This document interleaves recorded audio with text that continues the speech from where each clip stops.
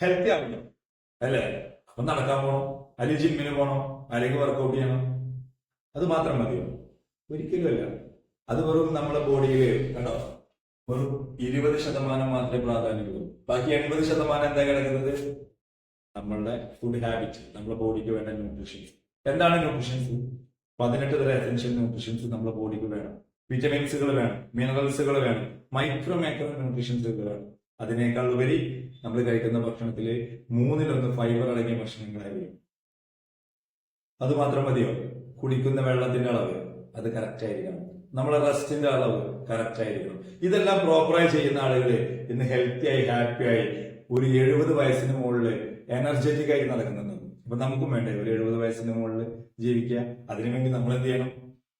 നമ്മളും ഈ ന്യൂട്രീഷൻ പ്രോഗ്രാമിലേക്ക് കണക്ട് ആവണം. അല്ലെങ്കിൽ നമ്മളെ ബോഡി കറക്റ്റ് ചെയ്യാനുള്ള എന്താണോ അത് നിങ്ങൾ ഒരു പേഴ്സണൽ കോച്ചിന്റെ മുന്നിൽ എത്തിപ്പെടണം. ആ പേഴ്സണൽ കോച്ച് നിങ്ങളെ ഗൈഡ് ചെയ്യും. പേഴ്സണൽ കോച്ചാണ്. എല്ലാവരും ഒരേപോലെ ഭക്ഷണ രീതി കഴിച്ചു പോകുന്ന സിസ്റ്റം വളരെ റോങ്ങാണ്.